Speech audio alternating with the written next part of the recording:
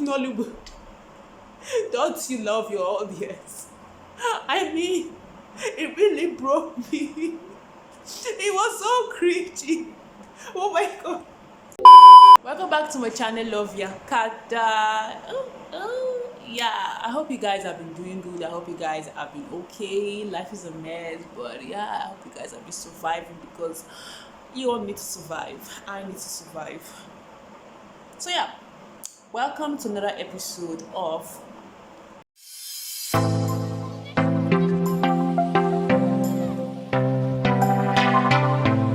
last episode. We talked about Camberley the whole 30 yards. That was a lot. I really ranted. I didn't like the character, and it's been gaining traction. And noticed that it seems my Nollywood movies have been gaining traction on YouTube. So yeah, go watch it out, to add more views to it.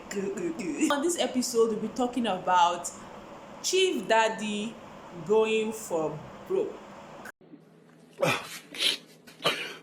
For you to understand Chief Daddy going for broke, you need to understand Chief Daddy born too. And now Chief Daddy going for broke the internet because it was a mess, like literal mess. What was going on? What happened? So yeah, Chief Daddy won.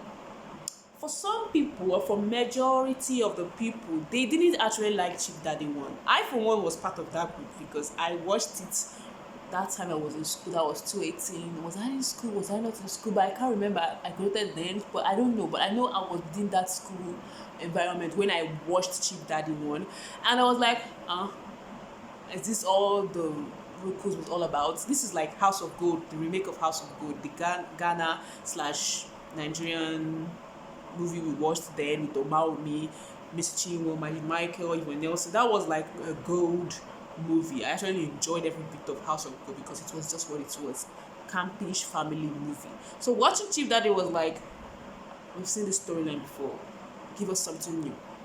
So that was my initial thought. But now, when I was doing my internship in 2020, I kind of have a different perspective about Chief Daddy one, and for some reason it became a guilty pleasure for me doing calls at night in the hospital.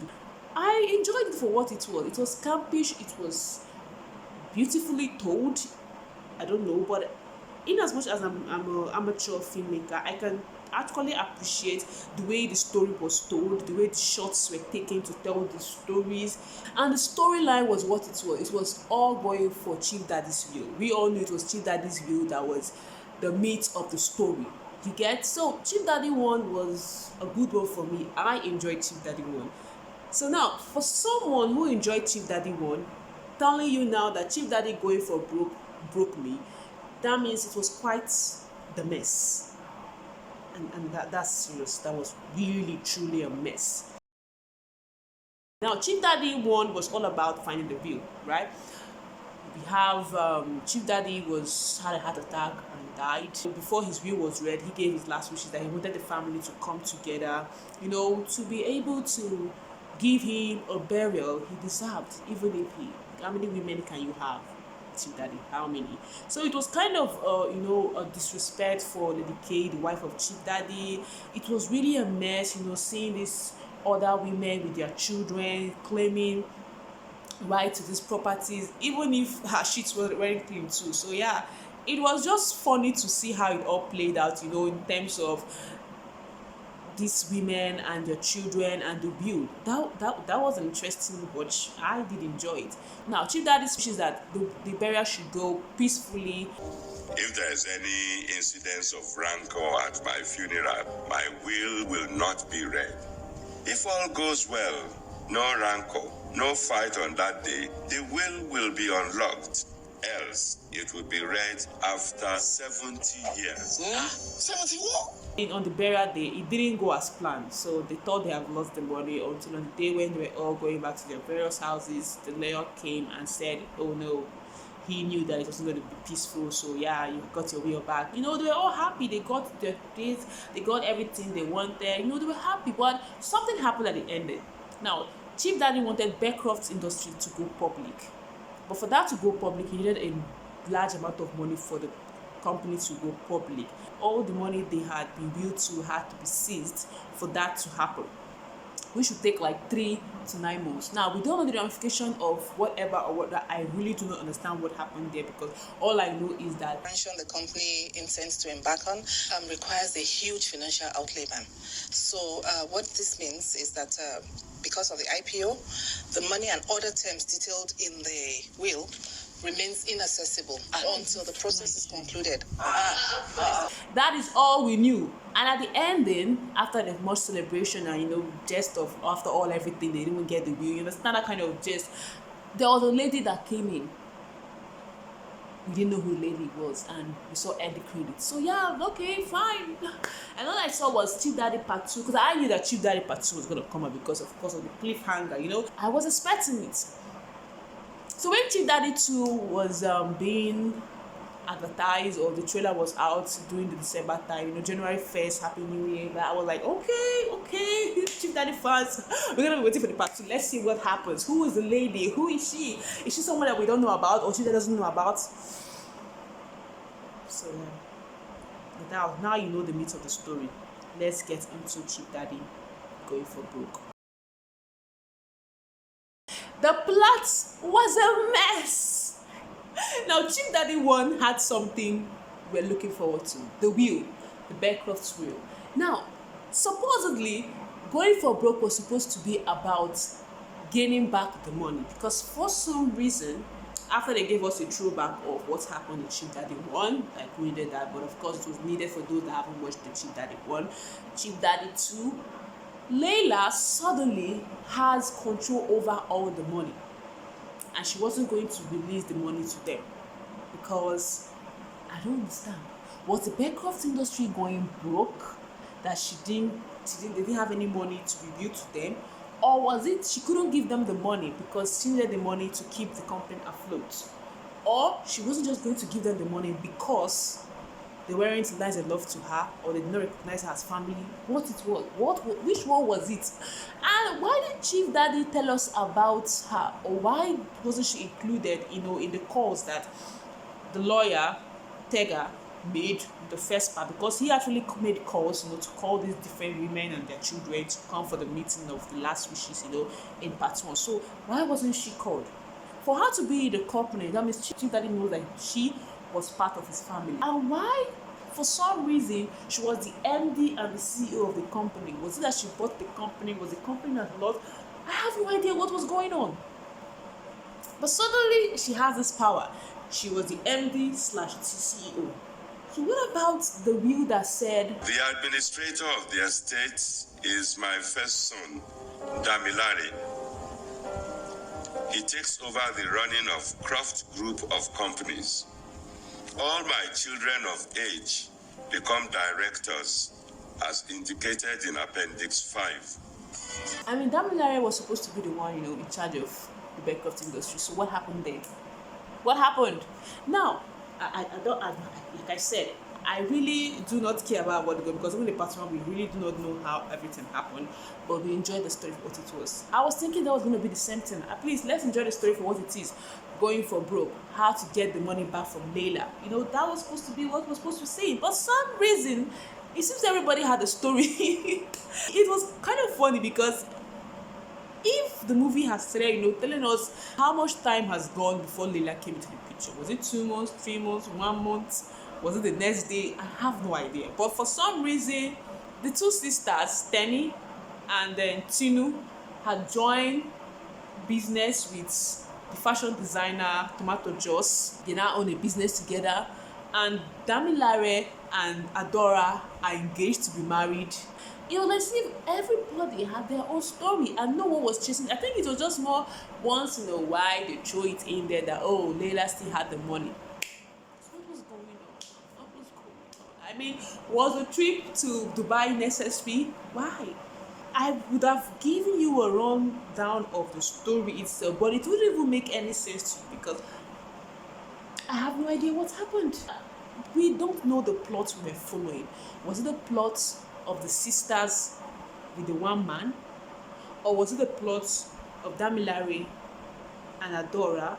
Or was it the plot of Famzi and Sisi, which for some reason they forgot her name was Justina, but she started answering Sisi. I have no idea what happened there. Or was it the story of Lila and the family, which is the going for broke? Or was it the case of Ireti that suddenly became. It was a lot. Just, and it was so cringy. So cringy. Now, the characters in the part one had a purpose. We enjoyed the characters for what they were. Someone's character that marveled me was Ireti.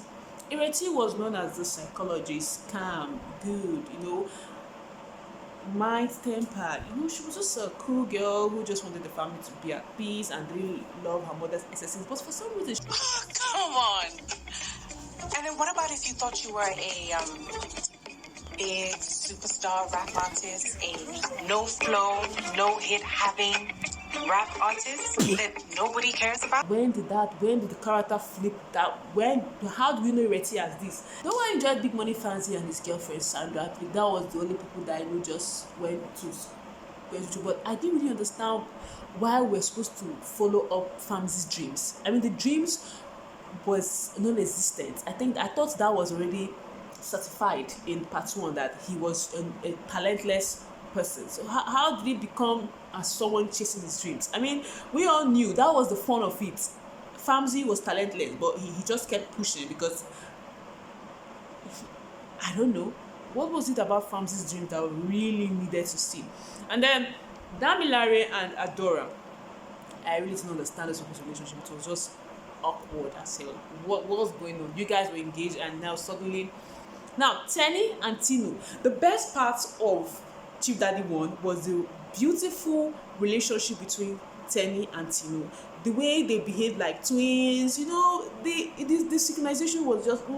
I love the two of them's characters together. It was like these two sisters, nothing could bring them apart. But suddenly, a man came, and from the part one, I think they were more business conscious, even if they had exuberant spending and they had a lot of money to spend, but there were people who were business conscious, with their little craftiness to get customers. That was something that was proven. That was something we knew about Tenny and Tinu. So what happened? Suddenly, the business they got in with Tomato Joss, one of their father's wives. Wasn't she like a fashion designer with people working for her? Why did they have to come together to own a business? It didn't make any sense. Why did they go? Did they even come together because they wanted to expand? They came together and suddenly they were failing. What happened? And now they had to throw in the trope of Tenny being desperate for a man, that she had to go for Layla's lawyer or Layla's right-hand man, but for some reason, so for that, it caused some kind of friction. All of a sudden, he came back for Tenny, and Tenny agreed just like that. And all of a sudden, Tenny wasn't minding the business. Tenny was getting jealous because Tenny was getting man attention, and suddenly went back to the lawyer. And suddenly, Tenny cursed them. And suddenly the man says, you can share me if you want. I mean, I'm free to vote. And suddenly they agreed. It didn't make any sense. These are two sisters that were well independent, loved their cars, did everything, they were together, and suddenly. Now, we knew of Ekanem. Ekanem, the Atarado. I think she just said like 2-3 lines in that movie, and that was it. I didn't see there was no storyline for Aterado. It seems the actors weren't even involved in the film anymore, because from the way it was, even Tegada as a lawyer played by RMD wasn't even there. Sissy Ice Cream had become this top babe than new artist and these days, and she had become much closer to Famzy, and she wanted to be his manager, and she actually. They had to go to Dubai. Suddenly we had to see Brother Shaggy. How did Brother Shaggy come into the play of all this? Oh my God, Brother Shaggy was like the taxi driver. Suddenly he had connections to someone that were investing. And suddenly they went for a talent hunt. I'm telling you that all these things were happening in Chief Daddy going for broke. All these things were happening. Have you seen me mentioned about them coming together to plan how to get rid of Layla and get back their will? Have you seen me talk about it? No. This part was the cringiest part of the whole movie. Then reality, we all knew, like in part one, we all knew that Big Money Famzy was a joke. But suddenly it became something of a serious matter. We had to help Big Money Famzy pursue his dreams. Like, even the music video they shot at the end of it to promote Big Money Famzy, that song wouldn't have. It was rubbish. It was nonsensical. It was stupid. Like, why? Nollywood, don't you love your audience? I mean, it really broke me. It was so cringy. Oh my god. To be honest with you, when I started to watch Going for Broke, I saw a lot of things, on the internet about Going for Broke, how stupid the movie was. I was like, no, this is how you guys disregarded part one, and I finally came to enjoy it. It became a guilty pleasure for me. You guys are not going to do this to me with Going for Broke. And I finally watched it. And it broke into pieces. Because what was that music video? Why was that Milare suddenly there? Wasn't it like a serious footballer or something? Because even the part he was trying to play his football and he broke his leg. What are you doing? Come on. God damn it. Team guys. Why do Bollywood take us as a joke? They don't see us as human beings, or they don't see us as people who understand. It was really serious. It was so cringy. And then suddenly they're doing a music video. Like, how are you doing a music video? Because you went for a talent hunt and then the crowd liked what you did, even if the crowd would just, man. And then I remembered, Leila, it's true, the money. Damilare has realized that, oh no, football would be all his life. He needs to put more eyes in his father's business. That's why I was confused. Why didn't she want to give them their way? Was it out of context? Or was it that she was not organizing the deal? Or was it that there was no money? Or was it the big... Oh, he had to talk with her. And then finally she realized that family was everything. Remy, which is the lawyer, the wife to take her, had to advise Tamilare to talk with Leila. It's a personal matter. How? Did she have legally, was she supposed to seize their money? Please, someone help me out. If you're a lawyer, help me. If you're a business person, help me out, because I don't really know what was going on in that movie.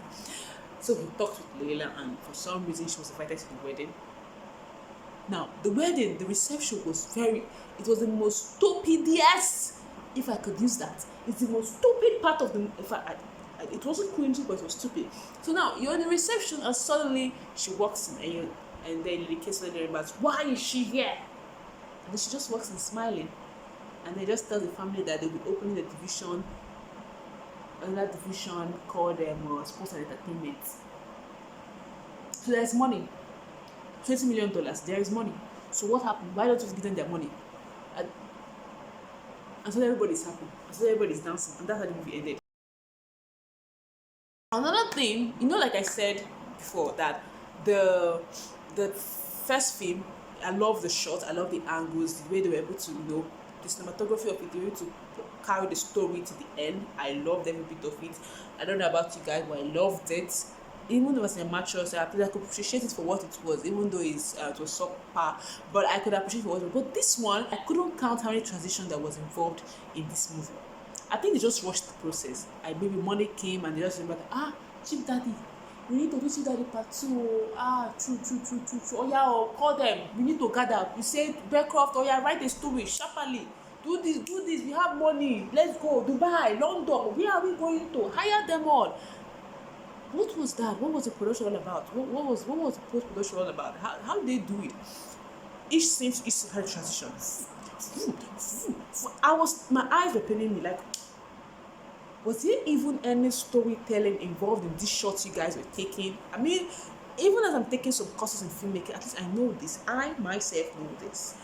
I had to go check the people involved in this part 2, if there were same people involved in part 1, and they were the same. So I wonder what happened. I even heard that the owner of Ebony Life had to apologize or whatever, she has to take the criticism. I don't know, I didn't bother, but it was just a mess. It was just a mess. You guys, I would advise you, if you really want to watch, you can watch Chief Daddy Part 1, but I beg you in the name of God, please, for posterity's sake, you can just watch Part 2, but I tell you, you're going to cry. You're going to cry because you will feel so angry by the fact that they didn't even take you as an audience into consideration, especially if you enjoy the first part of the movie. They didn't even put you in consideration. It was really a painful sight. I was broken. I was really broken. But anyway, guys, if you did enjoy this video, like this video, put a thumbs up for me. Yeah, and if you want to join the Love Viakada family and enjoy this goodness, click the subscribe button, and you can follow me on all social media platforms at loveviakada. Yeah, see you guys next time. I know you can watch this one, it's quite interesting, or you watch this one, just watch it. Alright guys, bye.